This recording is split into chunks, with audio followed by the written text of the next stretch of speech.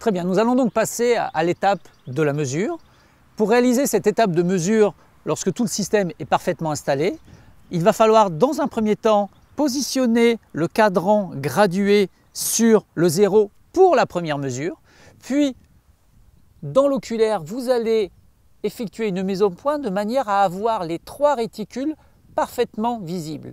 Une fois que ces 3 réticules sont parfaitement visibles, vous allez jouer sur la molette de réglage de l'objectif de manière à pouvoir voir en direct et parfaitement clair les réticules et la règle. Donc une fois que la mise au point est parfaitement réalisée, vous allez pouvoir réaliser la mesure.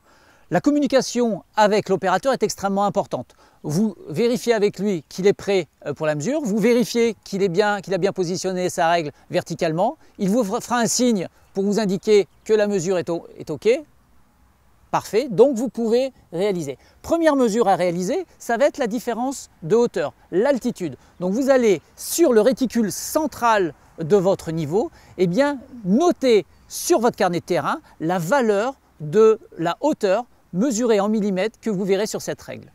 Lorsque cette mesure sera effectuée, vous demanderez à l'opérateur de tourner la règle. Lorsqu'il aura fini, il vous fera un signe. La règle est bien verticale, il a tourné et cette fois-ci, vous allez mesurer le nombre de petits carreaux rouges ou noirs qui sont présents entre les 2 réticules extrêmes de votre objectif. La précision de la mesure est extrêmement importante. Vous n'allez pas vous limiter à un seul carreau, mais la précision peut aller jusqu'au tiers de carreau. Soyez extrêmement précis dans cette mesure, prenez votre temps et lorsque vous êtes certain de la mesure, vous la notez. Lorsque vous avez effectué votre première mesure, c'est-à-dire à la fois enregistrer et noter sur votre carnet de terrain la hauteur et le nombre de carreaux entre les 2 réticules, vous pouvez faire un signe à l'opérateur lui indiquant que la mesure est finie et il va pouvoir venir se positionner sur l'autre point de mesure. L'opérateur, de la même façon, va repositionner sa règle, va la positionner de façon verticale et va vous faire un signe lorsqu'il sera prêt à réaliser la seconde mesure. Vous revenez sur votre niveau, vous effectuez les différents réglages. Donc la première chose va être en effet de faire tourner le niveau sur son plan horizontal. Attention surtout de ne pas tourner en même temps le cadran gradué.